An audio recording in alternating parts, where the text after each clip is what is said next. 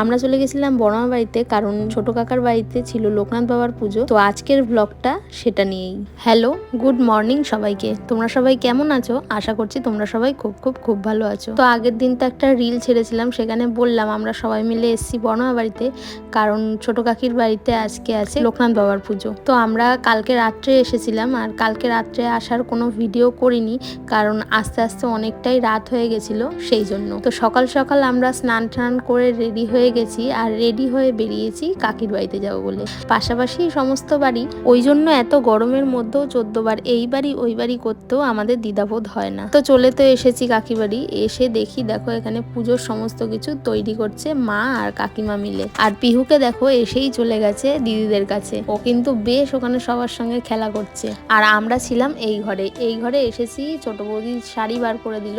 আমরা আসলে শাড়ি নিয়ে আসিনি, সন্ধ্যেবেলা অনুষ্ঠান আছে তো বলছিল আমাদেরকে শাড়ি পরতে, যেহেতু এত গরম ওই জন্য আমরা ইচ্ছে করেই শাড়িটা নিয়ে আসিনি। আর শাড়িটা বার করে রাখা হয়েছিল, কিন্তু শেষমেশ কিন্তু শাড়িটা পরতে পারিনি। কেন পরতে পারিনি তার জন্য কিন্তু পুরো ভিডিওটা দেখতে হবে। আর দেখো আমি এদিকে ভিডিও করতে ব্যস্ত, আর এরা খাবার খেয়ে নাচতেও শুরু করে দিয়েছে।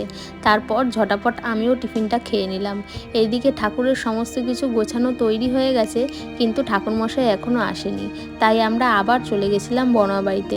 বড়মা বাড়িতেও পুজো হয়, তো ওখানে সবাই মিলে গেলাম প্রসাদটা খাবো বলে। আর সেদিন না প্রচুর গরম পড়েছিল, মানে রাস্তা থেকে যখন যাচ্ছিলাম তখনই গরমটা বুঝতে পারছিলাম।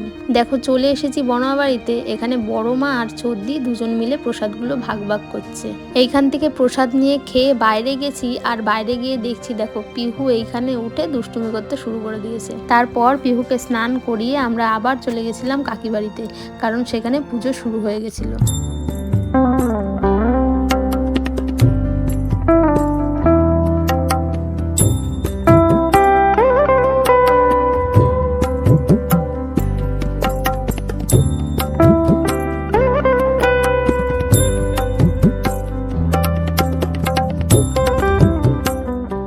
ওইদিকে পুজো হচ্ছিল, আর এইদিকে বাচ্চাগুলোকে খেতে দিয়ে দিয়েছিল। ওরা খেয়ে নিলে তারপর আবার আমরা খেতে বসবো। আর ওরা যতক্ষণ এইদিকে খাচ্ছে ততক্ষণ আমরা এইদিকে গল্প করছিলাম সবাই মিলে। আসলে ঠাকুরমশাই সবাইকে যজ্ঞের টিপ দিয়েছে, এইবার সেই টিপটাকে নিয়ে অভিজিতের কপালে এমন করে দেওয়া হচ্ছিল, মনে হচ্ছিল যে বাচ্চাদের যেমন টিপ পড়ায় সেই রকম করে। তারপর দুপুরবেলা আমরা সবাই এখানে খেতে বসে পড়েছি। আর আজকে দুপুরবেলার খাবারে করা হয়েছিল ডাল, ভাত, আলু পোস্ত আর পনিরের কিছু একটা করেছিল। তো সবাই মিলে খাওয়া দাওয়া করে নিয়েছি। তারপর চলে গেছিলাম দেখতে আজকে রাত্রের জন্য কি কি রান্না হচ্ছে। তো গিয়ে দেখি এখানে আলু সমস্ত কাটা কমপ্লিট। রাত্রে আজকে হবে ফ্রাইড রাইস, আলুর দম, বেগুনি, তারই তোড়জোড় এখানে হচ্ছে। ও আর এইদিকে হবে কিন্তু আমেরও চাটনি। ওইদিকে দেখো একটা গামলার মধ্যে আমগুলো কেটে কিন্তু রাখা আছে। আর এইদিকে হচ্ছিল আলু ভাজা। তো কাকু ওইদিকে রান্না করছে। তারপর আমি চলে গেছিলাম বাড়িতে। পিহু ওদিকে নাকি ঘুমিয়ে পড়েছে, তো সেটাই দেখতে গেছিলাম।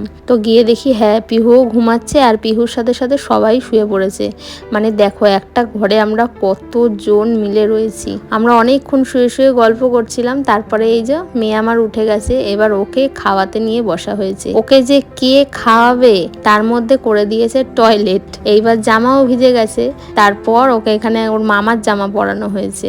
জামা পরিয়ে দেখো এই দিদি বলছে ও খাওয়াবে, ওই দিদি বলছে ও খাওয়াবে, এই করে ওকে সবাই মিলে খাওয়ানো হলো। খাইয়ে দাইয়ে তারপর আমরা কিছুক্ষণ রেস্ট নিয়েছিলাম।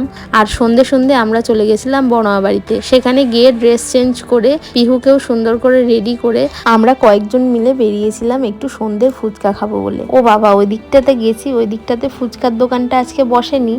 আর অভিজিৎকে দেখো সামনেই প্রসাদ দিচ্ছিল, ও ওখানে খিচুড়ি এনে খেতে আরম্ভ করে দিয়েছে।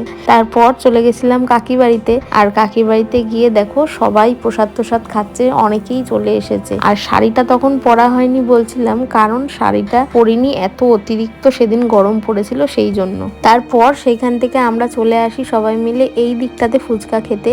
তো ওখানে একটা দোকান ছিল, ওখান থেকে সবাই মিলে ফুচকা খেয়ে চলে গেছিলাম বাড়িতে। আর বাড়িতে গিয়ে এত লোকজন দেখে পিহু এত কান্নাকাটি করছিল যে আর আমি সেরকম ভাবে ভিডিও করতে পারিনি। তারই মধ্যে অনেকটা রাত হয়ে গেছিল। মোটামুটি সব লোকেরই খাওয়া দাওয়া হয়ে গিয়ে বাড়ি চলে গেছিল, শুধু আমরা বাড়িরই কয়েকজন ছিলাম। তো তার মধ্যে শুরু হয়ে গেছে বৃষ্টি, আর এদিকে প্রচুর জোরে বৃষ্টি হচ্ছিল, যার কারণে কারেন্টও চলে গেছিল। আর যেহেতু অনেক জোরে বৃষ্টি হচ্ছিল ওই জন্য না বাইরে অনেকে শঙ্খ বাজাচ্ছিল। আর অভিজিৎ এখানে বড় মাকে বলছে, তোমরাই শোনো কি বলছে।